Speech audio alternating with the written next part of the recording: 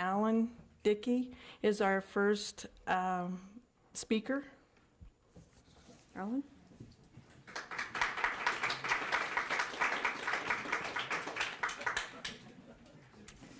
You're supposed to make sure you speak into the microphone so he can get every word you're saying. All right. Okay. I don't know what I'm doing up here. And it's going to be completely spontaneous and off the top of my head. I'm not really an old-timer in Manitou. I've only lived here since 1959. But I guess my claim to fame is that I had the distinct pleasure of living on top of Pikes Peak for 25 years. No one else has lived up there that long, and I think this is probably what is wrong with me now. But so my experiences are primarily, what happened up on Pikes Peak in those days. And I go back to the old Summit House with the tower on it. And I first started up there in 1954. And it was a lot of fun, a lot of experiences, some good, some bad. But we learned a lot, and we had a good time. And then that was primarily that's the main thing, is to have a good time in life. My first meeting of this one particular fellow, and I don't know his last name, and I have not seen him since the first few years. He worked for the cog railway, and he would come up on the work train early in the morning and pump water from what they call cog cut, which is where the highway meets the cog railway. There was a pump there, an old Model A engine, and it would pump it up to the top. And then when he was finished, he would get on this little scooter, and down he'd go. So he had to be downtown. He was a disc jockey at the Country Western station. He had to be down there at a certain time, and he could do it in about 10 minutes. Well, we got him to bring up a scooter or two once in a while and let us play with him. And weren't supposed to. Well, one of the experiences with this scooter was Thayer Tutt and Al Rogers. Al Rogers at that time was he was a race car driver, but he was head of or president of the cog railway. And he and Thayer went up to the top and went down on these scooters. Well, no one told Thayer that he had to stop and take his off at the switches. Well, about Mountain View, which is halfway up, Thayer went airborne and broke his arm. But he thought it was a delightful experience anyway. But that kind of ceased the scooter bit. We couldn't do that anymore. So then we found another thing that was almost as fun, but a little trickier to work. And that if you put a Coke bottle, and it could only use a Coke bottle in the cogs, and have contests to see how far you could slide down that, standing on this Coke bottle. Well, you can't do it with 2 feet. You have to do it with 1. So we had a lot of fun with that. Well, Frank either wrote a song or he knew of a song that has always stuck in my mind all these years. And it kind of fits my wife and I. I'm trying not to sing it, because I don't think you'd like my singing voice. But it starts off, well, I met a pretty doll at the 7 Falls. I met her again at the Cave of the Winds. I asked her for a date one time. She said, meet me at 4 at the Broadmoor, and we'll keep cool by the swimming pool and dance and drink some wine. On top of Pikes Peak, where your knees get weak, that's what we planned to do. We rode the cog, visited the I missed it somewhere there. We rode the cog, did the Garden of the Gods. It's what we planned to do. Well, I kissed her cheek on top of Pikes Peak. I bought her rings in Colorado Springs, and I married her in Manitou.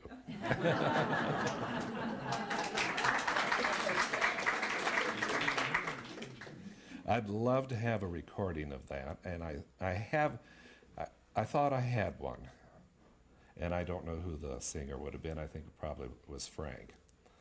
And I should have kept track of him. He also worked at Ghost Town. So he had quite a few jobs up there. Well, now I have to get out my cheat sheet here and see what the next thing was. We used to play with the tourists quite a bit. And in those days, tourists had a lot of fun. And they're not quite as serious as they are now.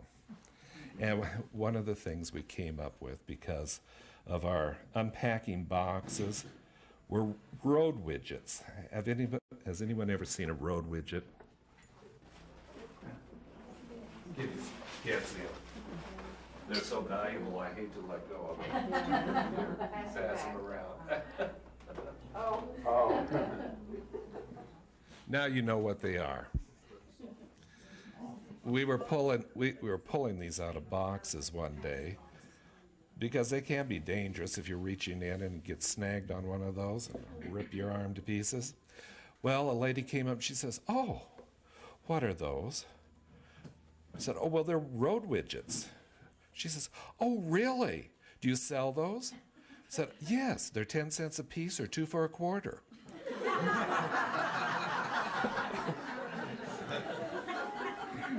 So for years, we had a little basket of road widgets always by the cash register with this sign, 10 cents each, 2 for a quarter. So that was one of our goofy little things. Another one was we'd catch the last train going down in the afternoon and get off at Windy Point, a couple of us.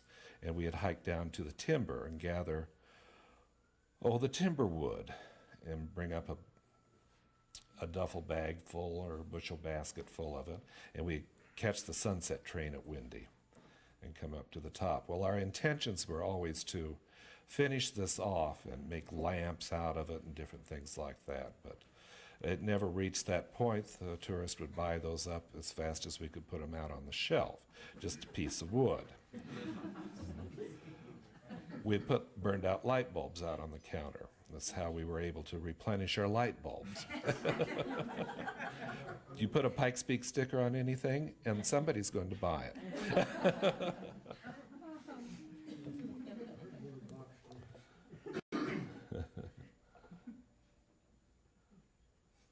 Well, and then from there we moved into the new building, which changed everything for us up there. The people were not as fun anymore, and everyone changed. It was a sterile atmosphere, it seemed like, kind of like a hospital. You tried to get people to laugh, and no, it's too modern. You don't laugh in a modern building type. So we had to change our what we did then. One of them was, one time they were excavating under the Summit House to see why it was falling in, and they came in from the north side. Well, one of the fellows that was in there, underneath the building, had a real good sense of humor. And we put a sign on the window that says, "Chucky Marmot. Just whistle, and he'll come out and do a dance for you for a donut." And the tourist would stand there at the window and whistle for him. And pretty soon he'd come out and he'd do his little dance, and they'd throw him a donut, and they would laugh and laugh. And so we kind of broke it up a little bit that way, too. Well, I only have one more little thing, and we used to meet all kinds of celebrities, movie stars, radio people like that. It was kind of interesting that way. We were in a snowstorm one time, and the road was closed, but one of the patrolmen brought up 3 people from Glen Cove. Godfrey Cambridge was the person that came up, and 2 girls that were with him. I don't know if any of you remember Godfrey Cambridge. He was a very heavy-set comedian back in the 60s, and really good. Well, we had a dog up there, a black lab, and his name was Sacco. And Sacco knew we were closed. So Godfrey Cambridge came in with his 2 gals and the patrolman, and Sacco came all unglued, started barking. And Godfrey says, "What are you barking at me for? Yous is just as black as I is." Well, that started about 30 minutes of non-cease hilarity with him there. A wonderful person to be around and talk to. When he got ready to leave, he says, "Well, I think my girls have their color back, so we should go back now." Well, those are some of my experiences, and I hope you enjoyed sharing them with me as much as I did. Tell them about it.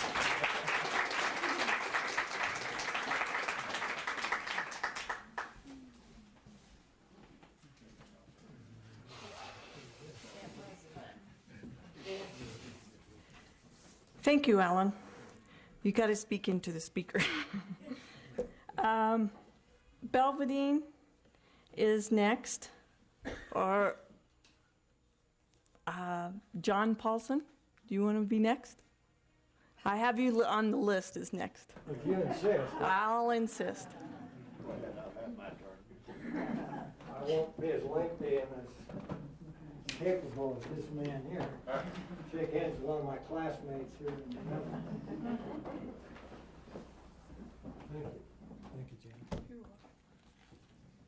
Some of the remarks I was going to make, I'm going to have to temper severely because I see some of my classmates are here, which means I'll have to stick to the facts. I was fortunate to be raised in Manitou Springs shortly after they invented the automobile. And one of my earlier year recollections is in the fall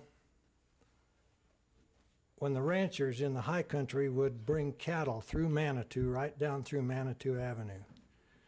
Sheep, basically. And they'd get on Canyon Avenue, they'd get on Lover's Lane, and they created quite a mess in downtown Manitou Springs. If it happened to be a nice fall day, it was fly heaven, believe me. In later years, we used to love to sleigh ride on sleds, flexible flyer sleds down the hills. None of the streets were paved in those days. And I remember we would build a bonfire at one of the intersections on the hill and coast till midnight. And you don't build bonfires at the intersections in Manitou today. The interesting thing about the older buildings here in the city, I'm very pleased to see the Cliff House being restored. As a pre-teenager, my father got me out of bed one night when the fire whistle was blowing. And he said, "Get dressed, I'm going to take you to a fire." We came right down here across the street from what was then the Ruxton Hotel, and it was on fire. How many of you remember the Ruxton Hotel building? Yeah.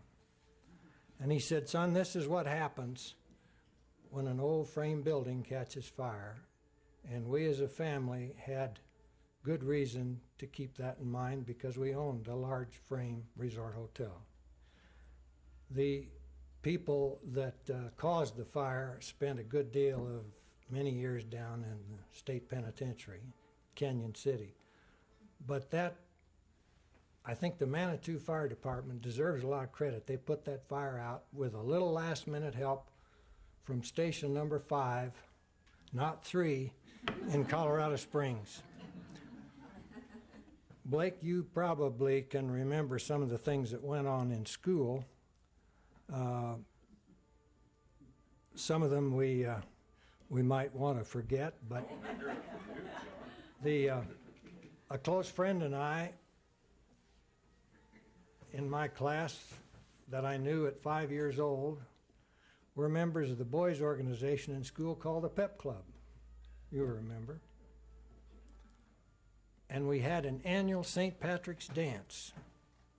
Well, if we were fortunate, we could afford a little record player music, and we danced on the basketball floor. I invited a young lady from Colorado Springs High School, and my friend Bob invited a girl from Colorado Springs High School. The following Monday, about mid-morning, we were both told to report to the superintendent's office. Well, we didn't know what to expect, but we reported. And Superintendent Shaddle said, "Fellas, it's been called to my attention by numerous mothers in the community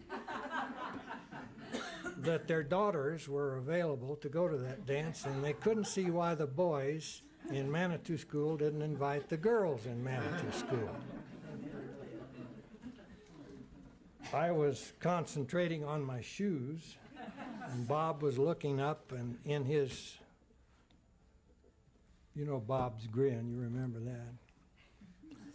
Superintendent Shaddle said, "Boys, what are we going to do about this?" And Bob looked up and smiled and says, "I'll speak to my father about it when I get home tonight." His father was president of the school board. We didn't hear any more about it, incidentally. I don't have quite as many memories as you do, and I didn't bring a cheat sheet. I just brought the schedule for today. Thank you for asking me.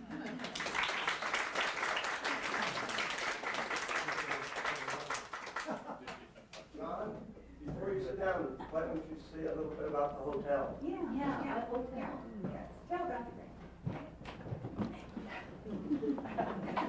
You weren't finished, were you? George, would you speak to the fellow at the camera and tell him to check with my agent on that filming?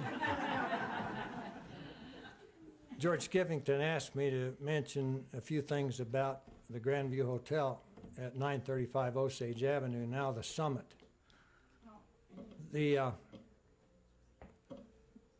My fraternal grandparents came out here in 1891 on the Denver and Rio Grande Western Railroad, got off the train at the depot where the Villa Motel stands today, as I say, in 1891. And they bought a large frame building on Osage Avenue at that location, and my grandparents started a boarding house. The boarding house grew to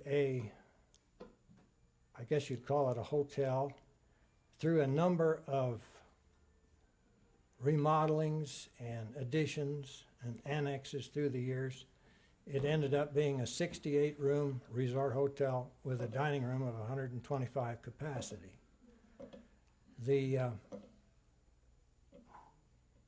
summer resort only is what it was. It didn't have heat in all of it, and it was only able to be operated in the summertime. A few memorable tourists that we had: when Harry Truman was senator, he came to visit one of the longtime residents of the hotel in the summer from Independence, Missouri. The man's name was William Southern, and he was the editor and publisher of the Independence Examiner in Independence, Missouri, which was Harry Truman's hometown.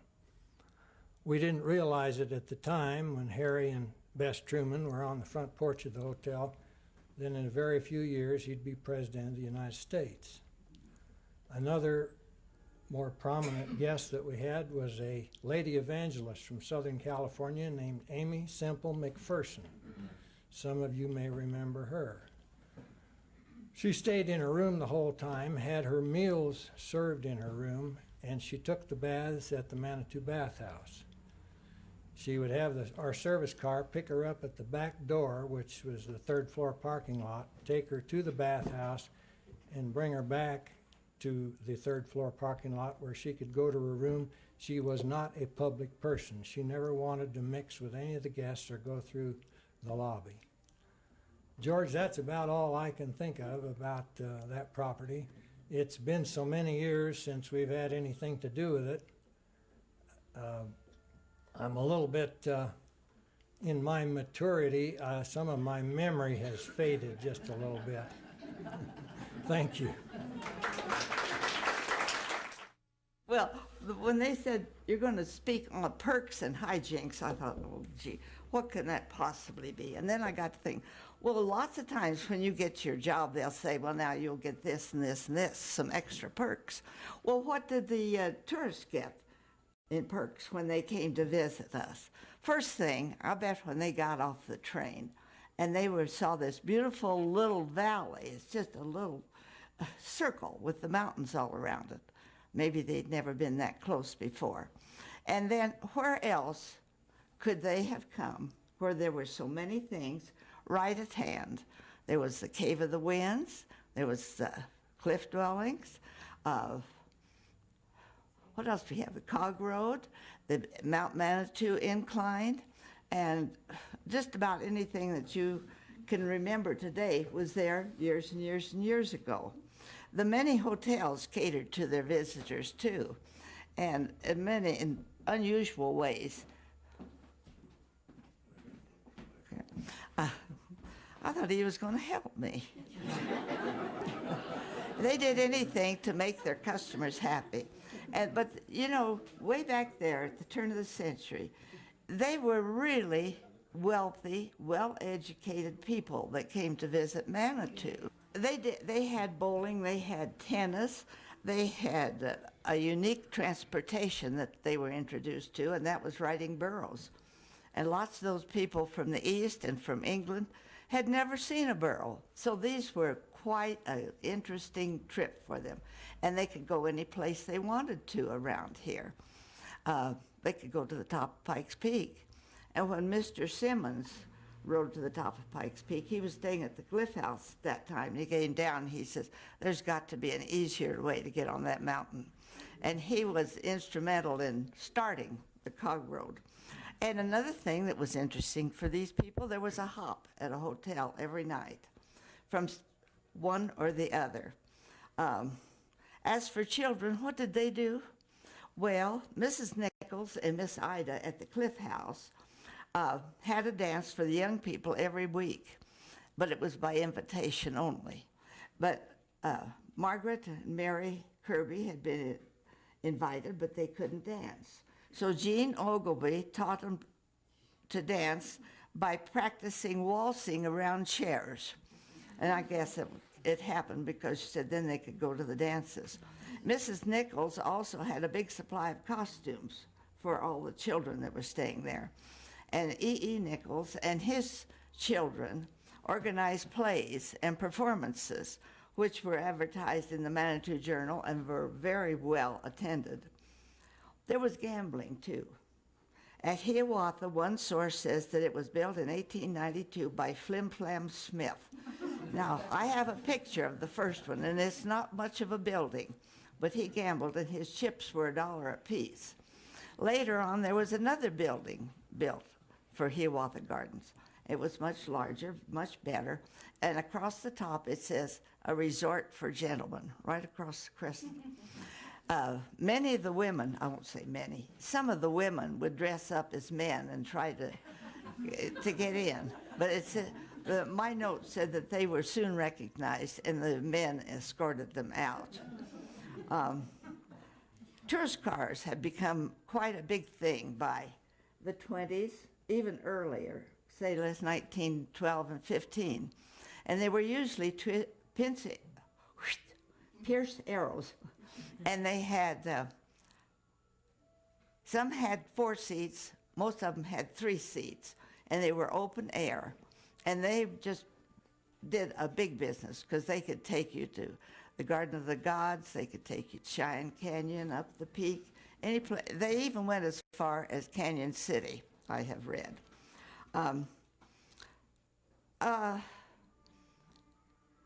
About this time, many of the tourists were beginning to drive their cars to Colorado and Manitou. Up to this time, most people arrived by trains. And they brought their trunks and they stayed a month or all summer. But these people that were coming out in these cars now were pretty upset when they got to Manitou because there was no place to park. When Manitou was laid out, there were no cars. And so the streets were very narrow. And what do you think about them today? They're still pretty narrow. Mr. Kirby had the garage down on Manitou Avenue, catacornered across from, well, it's right next to where the Business of Arts is now. And so many of the men parked there. And then in the wintertime, they let the young people play in there. Another perk, you might say, was in keeping the visitors happy, was the flower excursions of the Middle Railroad. Any of you have anyone that ever rode on one of those? They were neat, weren't they? They went up Ute Pass through 11 Mile Canyon, and they would stop at these big valleys where there was a lot of flowers and let everybody get out. And they rode on observation and platform cars. And you know, in pictures, the women still dressed pretty nicely. They were usually dressed in white with big fancy bows, and the men wore ice cream pants and straw hats. And when I was 3 years old, my parents came out and we took that ride, And I have a picture of myself in the cab of the engine when they took a picture of all the people that were on that special ride. Another big attraction when people, before they went to the Cave of the Winds, was to go to the caverns. Has anybody seen the caverns? They are opening them now for a little bit. No? But they were on the other side of Williams Canyon, as you would see it now. And if you drive up the pass and look closely on the right side, you can still make out the old road that went to the caverns. But in the caverns, there was one wall that was covered with big stalactites. And it had... it ran notes of the scales and could ring the complete chime of bells. And I have a picture of Guy's father up there with the wooden mallet. He was playing for somebody around there. One time a family came out of the Cave of the Winds after dark. And I remember there was a woman and a man and 2 children. And she was not going to get in that car and ride down that mountain. And there was quite a talk, please do this, do that, we'll help you, we'll do this. And nothing would move her. And Homer Bruce and my husband were up there taking care of the cave while the walkers were on vacation. And Homer says, well, then you'll just have to walk. And she says, and let all those bears and lions attack me? People really were even afraid of the Indians in the late 30s. But anyway, it ended up with Homer lighting a lantern and walking down in front of their car with the lights on down the Serpentine. Another thing that was funny was one of the guys at the cave had a strip down. And when I say strip down, there was nothing much but the front seat and a gasoline tank. But all the guys, when they got off work, would pile on, just as many as they could hold. And the driver came around a Serpentine this way, and they met one of his customers right here. He had rolled off up here, and he just went down and met the cars. They came around the next one. Another time, there was an airplane that came roaring down Williams Canyon under the porch, as you can remember that. And he went on out and went on. Several days later, a gentleman was up there, and Guy asked him, says, may I help you? I just want to see this blankety-blank canyon where I got caught in last week on a downdraft. And he says, as I passed here and I saw that hill in front of me, I thought, this is it. But when he got closer, he could see that it did break and go out over town. You know, the things that we really did, there was so much freedom. There wasn't having to plan, you know, all these dances and going to the shows and meeting somebody. You could just hike any place in the mountains that you wanted to go. Of course, that you can't do it now because most of them have no trespassing signs. But it was wonderful. And one nice thing to do would pack a nice basket and hike up the Cog Road and up the trail beside it. There's a beautiful big picnic spot up there by the stream where we used to go. And another thing, we could build fires and cook our food. That's a no-no now, too. So, and one time we hiked up Sullivan Canyon, and most of you people look like you're very knowledgeable about this area, and went up to the little gateway that goes into Crystal Park, hiked across Crystal Park, up top of Cameron's Cone, and on top there was a galvanized pipe, I guess you'd call it, about this big around, about this long. It had a screw cap, and when you opened it, there was a magazine, not a magazine, a place to register and a pencil. How many have your name up there?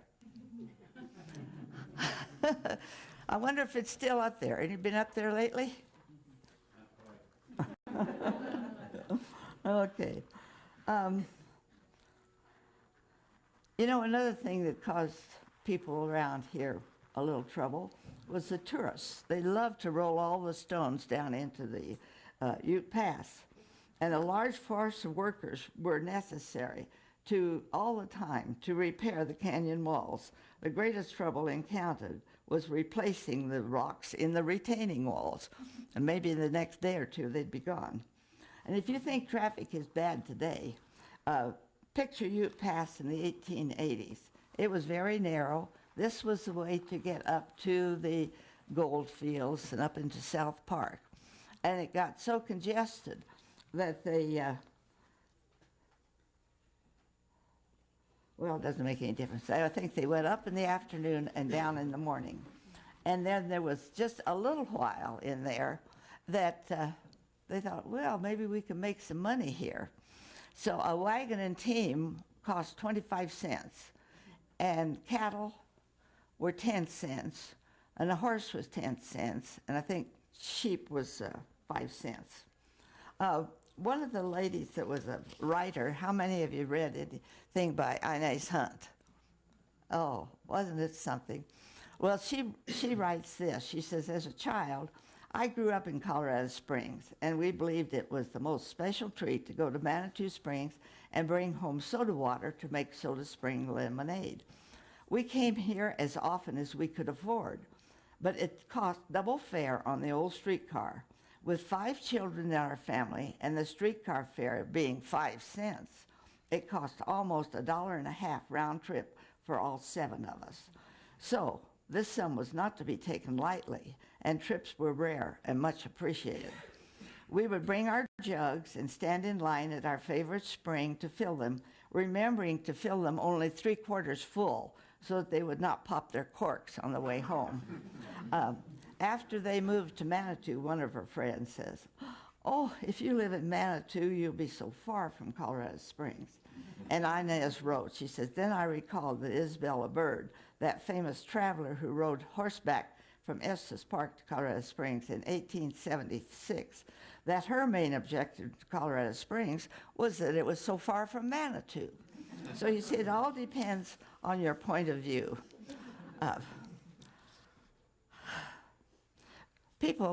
The young people had a lot to do, and they were pinned down to any one thing. But Busby's had a nice park up on the mesa. Somebody tell them how... Yeah, Higginbotham Flats, but... well, anyway, it's on the way to to Cave of the Winds now. And they had a dance hall and a Ferris wheel and a little train that ran around the bottom of the hill. And then down on Washington Avenue lived Dr. Creighton. And he had a searchlight that he played all over there at night to watch the antics of the young people. Pikes Peak also had a searchlight, and the lights used to play across the sky at night. At one time, you could skate all the way from Manitou to Adams Crossing, which is 36th Street, until Dave Banks, the marshal, decided that it was not the thing to do, and he spoiled their fun. and then horseback rides. Ooh, that was more fun, and you could just, those that didn't have horses of their own, there were a lot of places you could rent them. My famous place to go was up Red Rock Canyon, and I used to shiver when I would ride by that great big quarry that was full of green water and go clear up to the mountains, and there had been a mine up there. Now, John Bach has really fixed up that area, if you've ever been in there. He has a nice home. He has a 2-hole golf course and a swimming pool. And I think, as I remember, he bought 500 acre-feet of water to put in this pool for fishing. And along with that, he has plans for what he was going to do in Red Rock Canyon. And I'm sorry it hasn't come to fruition. He spoke about sliding down the hills in Manitou. I was going to mention that. And Guy said that at one time, one of the kids came down and went right under a streetcar and didn't get touched. The Garden of the Gods was a great place to go to. And you know, you just go out there and you just climb all over the rocks, and you got tired, you went home. But you could just climb the rocks, and one of the towering rocks that has, what do you call them when they come all up like this in the middle? Well, anyway, there's one down there that is just great, and if you climb up the right little crop, there is a carved Indian seat where the tribes used to meet. Now that's a no-no, too, to go up there. But I was glad that Guy and I were able to take our children up there and show them all these things. And my children surprised me last week on my birthday. There was 22 that came from Florida, Virginia, California, Washington State, Fort Collins, Evergreen, Denver. I could hardly speak. But anyway, in talking, they spoke of that. And I thought, well, at least they have a beautiful memory of this. We used to had a lot of special places where we went to cook, too. Sometimes there's one ledge up under where you can get under and build a fire. No, you can't do that now. In fact, you can't build a fire now. In the early days, the history of the schools were very interesting. In the memoirs that I have of Paul Douglas, they were a very early family here in Manitou. And he said that his class had to meet in a building at the corner of Ruxton and Manitou Avenue. And I gather from all that I read that he was quite a cut-up. So the teacher would make him stand in a little shed at the back of this building. And he no more than would get out there to be punished, and he'd take a fishing line out of his pocket and drop it between the boards, fish in Ruxton Creek. At that time, horses were the chief source of mobile power in those days, and nearly everybody had one or two. But not everybody had a fast step like the one that Paul Douglas's father had acquired when the boy was in his teens. He itched to race the horse, but the only time he was ever allowed to drive it was to usually very sedately take his mother to Colorado Springs.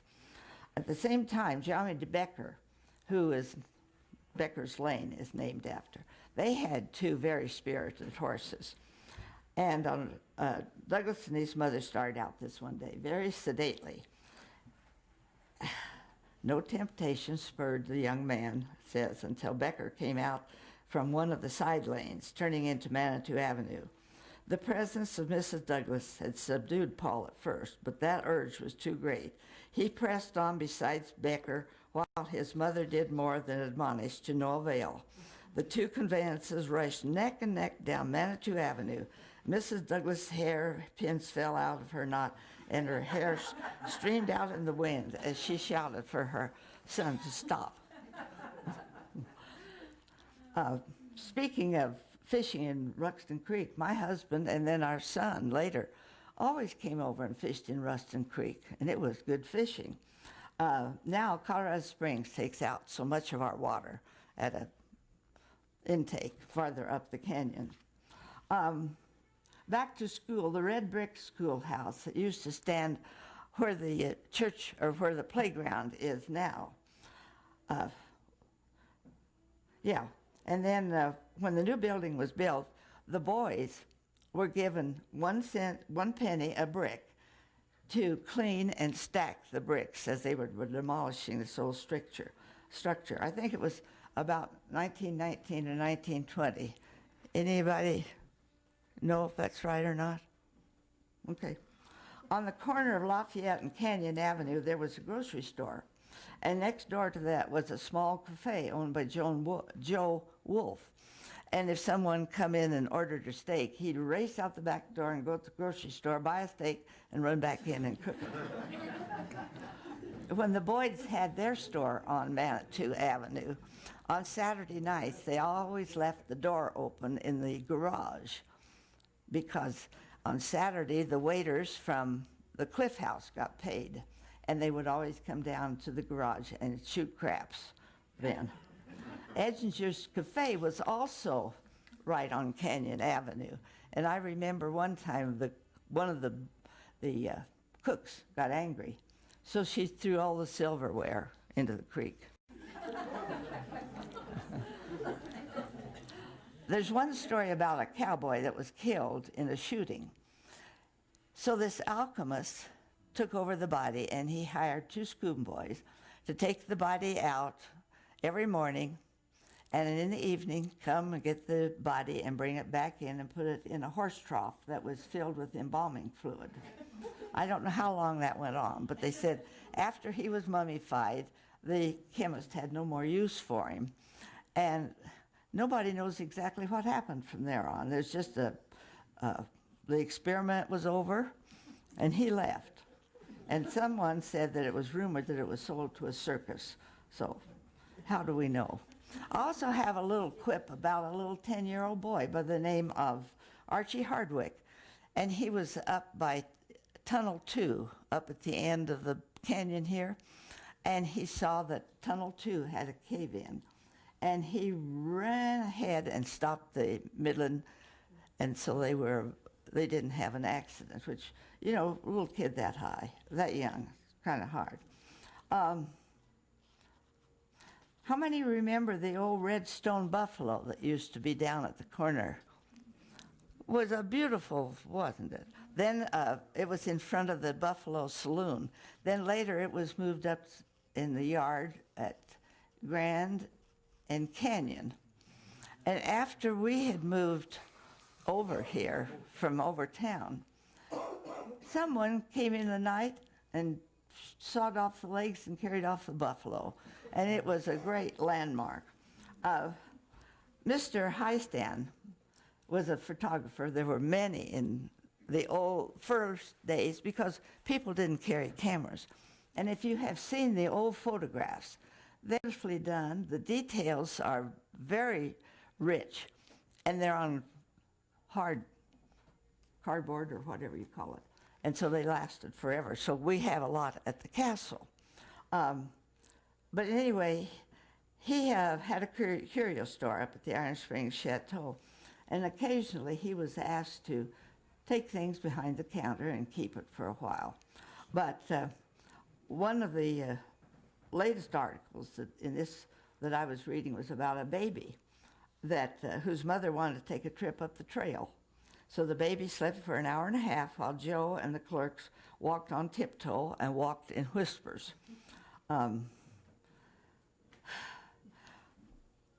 Late, in about 1912 or 1915, E.E. Nichols, who was of the Cliff House, he was quite interested in marking the Old Ute Trail.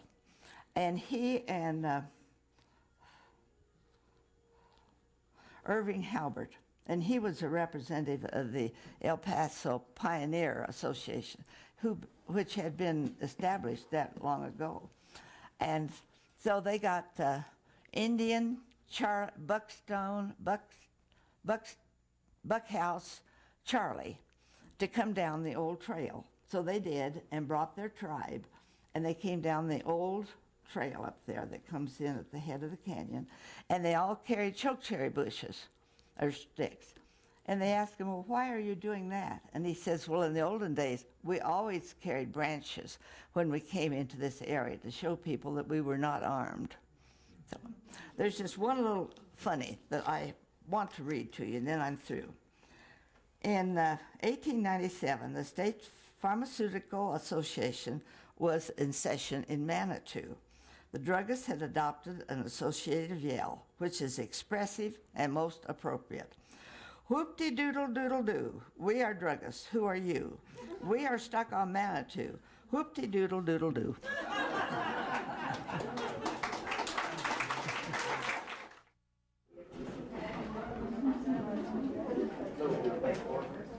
Hi, George.